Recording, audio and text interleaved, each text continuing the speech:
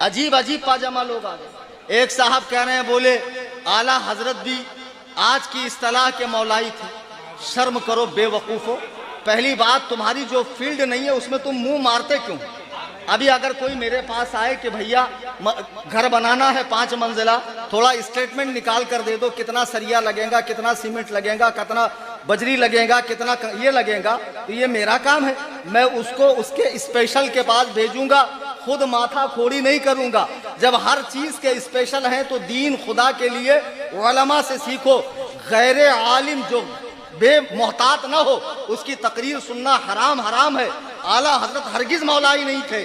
یہ لفظ مولائی اصطلاح اس دور جدید کی ہے۔ پھر کل کو کوئی کہیں گا اعلیٰ حضرت اہل حدیث تھے، اور اس معنی میں اہل حدیث تھے جس معنی میں آج کے لوگ یعنی حدیث والا، یقیناً اعلیٰ حضرت اہل حدیث بھی تھے، اہل قرآن بھی تھے، اہل فقہ بھی تھے، اہل قرآن بھی تھے، وہ سب تھے، لیکن اسے جماعت کا نام نہیں دیا گیا ہے۔ وہ علمی طبقات ہیں فقہائے کرام کے۔ ورنہ ہم دیکھ رہے ہیں گوونڈی میں اسٹوڈنٹ کالج کا، جس کو اردو بھی اگر دے دی جائے تو پسینے چھوٹتے ہیں۔ کیا لکھا ہوا ہے؟ ماشاءاللہ وہ اسلام 360 سے حدیث و قرآن سمجھ کر دین میں تحقیق کر رہا ہے۔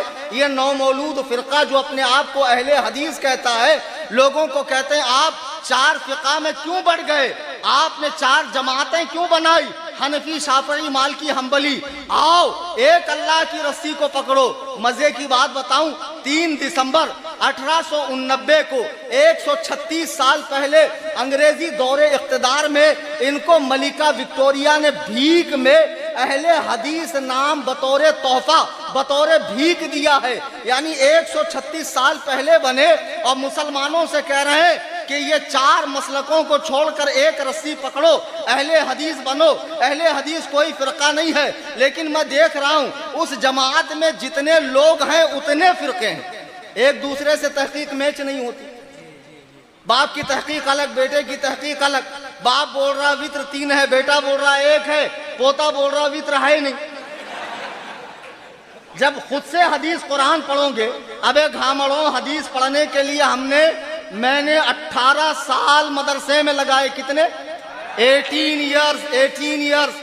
حافظ، قاری، عالم، فاضل، مفتی، بطور تحدیث نعمت پہ بتا رہا ہوں۔ الحمدللہ اس کے بعد بھی میں کچھ ایسے مسئلے آتے ہیں ڈیفیکلٹ، رجوع کرتا ہوں محمود العلماء سے، محدث کبیر سے، یا اپنے کسی سینئر ساتھی سے، یا کتاب دیکھتا ہوں۔ اتنا محتاط معاملہ ہے دین کا، جس کو ذرا سا بیان کیا سن لیا، موبائل لے کے خود ہی گچر کر کے محقق بن رہا ہے ماشاءاللہ۔ اور تحقیق بھی کیا نرالی۔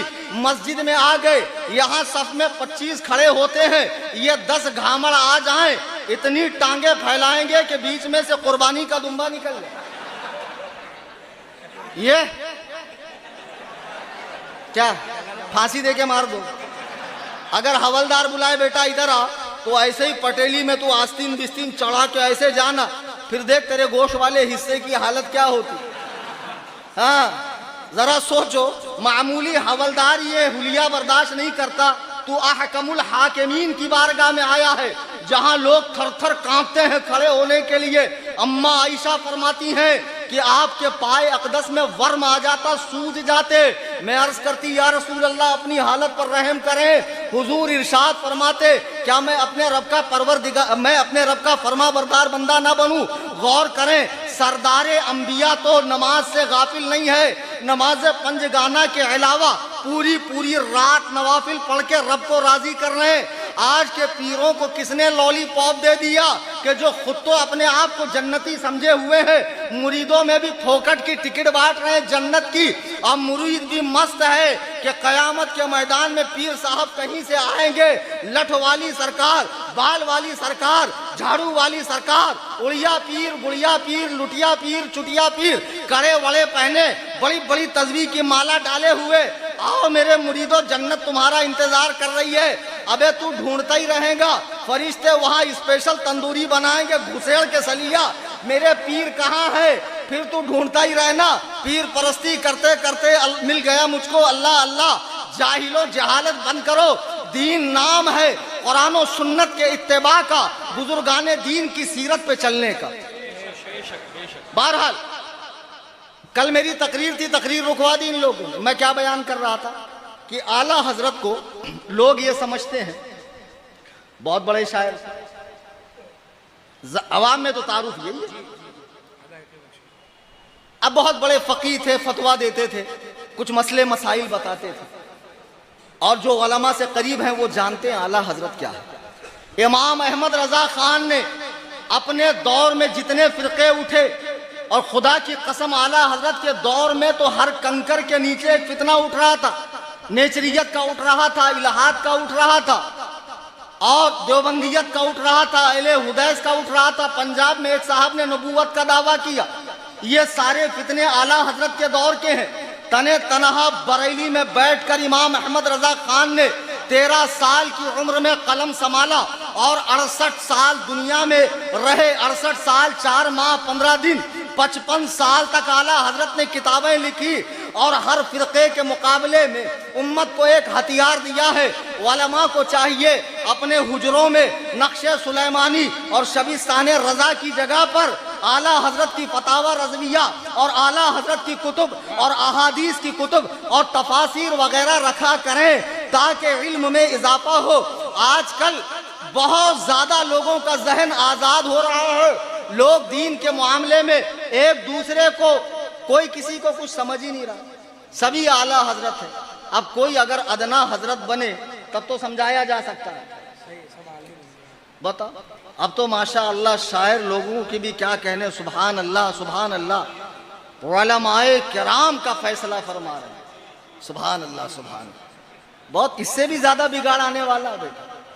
ابھی کیا بولتے اپن لوگ، 100 سال پہلے صحیح تھا بھائی، 50 سال پہلے صحیح تھا بھائی، ایک نمبر ماحول تھا پہلے، ابھی صحیح نہیں ہے۔ اللہ کے نبی فرماتے ہیں ایسا وقت آئے گا میری امت پر کہ لوگ قبروں کے پاس جا کر تمنا کریں گے، قبروں کے پاس جا کر تمنا کریں گے، اے کاش اس قبر میں بجائے اس مردے کے میں ہوتا۔ بیٹھ جائیے نا بھائی، کیوں چلم چلی کر رہے، لوگوں کو ڈسٹرب کر رہے، یہ لوگ آپ کو دیکھ رہے ہیں، یہ اصل میں بہت بری طرح پھنس گئے، ان کو جانے نہیں آ رہا، اب ان کے پاس کوئی آپشن ہی نہیں ہے میری تقریر سننے کے علاوہ۔ اور سب پہ میری نگاہ ہے کون کیا کر رہا۔ ایک صاحب تو اسی بیچ میں 2 نیند مار لی، اب کل کوئی بولے بہت بڑا فتین مولانا تھا، فتنہ جگا کے چلا گیا، بولنا فتین کی تقریر میں کوئی سوتا ہے کیا؟ پرسکون تقریر تھی تبھی تو بیچارہ سکون سے سو لیا۔ دیکھو ہائی گھائی مت کرو، مجھے بھی مختصر ہی بولنا، مجھے بھی لمبی چوڑی تقریر نہیں کرنا۔ سید صاحب کو سننا تھا، دل خوش ہوا، لیکن دل سیر نہیں ہوا، خوش ہوا سیر نہیں ہوا۔ میری تقریر کے بعد بھی ہے نا بھائی، یہ کیا بات ہے، یہ کوئی بات ہے؟ بس بس تم لوگ بھی اوور کر دیتے۔ بہرحال اعلیٰ حضرت امام احمد رضا کا دور ہے، کتنے فتنے پھیل رہے ہیں۔ یہ تفضیلیت کا فتنہ بھی اس دور میں اٹھا، صحابہ کرام کی عظمتوں پہ حملہ کرنے والے۔ اعلیٰ حضرت نے ان تمام فرقوں کا رد کرنے کے ساتھ ساتھ سنی معاشرے میں جو بدعات جنم لے رہی تھی، اعلیٰ حضرت نے اس کا جم کر رد کیا۔ یہاں ایک بات ذہن دینا چاہوں گا، آج جس جگہ ہم لوگ بیٹھے نا، یہ سب اوریجنل والے حشمتی ہیں۔ کون سے؟ ان سے تھوڑی اختلاف ہے، اختلاف تو ڈپلیکیٹ لوگوں سے ہے نا، ڈپلیکیٹ سے اختلاف ہے، اوریجنل سے نہیں ہے۔ جیسے حدیث قرآن کا نام لے کر وہابی چکما دیتے ہیں، فتاوی رضویہ دکھا کر پیر صاحب گھر کا مال پارسل کر رہے ہیں، چلنے تھوڑی دیں گا، کلیم حنفی چلنے دیں گا، گٹیا دبا کے وہیں پٹک دوں گا۔ شرافت سے رہو پیر صاحب، ہاں فلک کو پڑا کبھی دل جلوں سے کام نہیں، جلا کے خاک نہ کر دوں تو کلیم نام نہیں۔ تاج الشریعہ نکالو،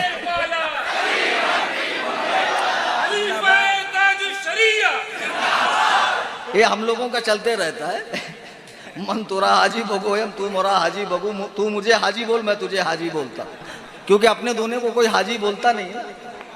اعلیٰ حضرت کے دور میں اعلیٰ حضرت ہر فرقے کا رد کر رہے ہیں۔ آج جو یہ سمجھتے ہیں کچھ انٹرنیٹ پر مرزا پلمبر کو سننے والے، جاوید غامدی کو یا مودودی کو پڑھنے والے، یہ جو ان لوگوں کو پڑھنے والے یہ سمجھتے ہیں امام احمد رضا نے بدعات کو فروغ دیا. اللہ کی قسم امام احمد رضا نے گھروں میں ہونے والی بدعات، بچے کے پیدائش کے ساتھ جو بدعات ہوتی ہے، شادی بیاہ میں ہوتی ہے، موت مٹی میں ہوتی ہے، مزارات پر ہوتی ہے، محرم میں ہوتی ہے، اور اسی طرح دیگر ایام میں ہوتی ہے، ان کا زبردست رد کیا ہے. حتیٰ کہ اعلیٰ حضرت امام اہل سنت اپنے فتاویٰ میں جاہل صوفیوں کا جو آج جنت کی ٹکٹیں بانٹتے ہوئے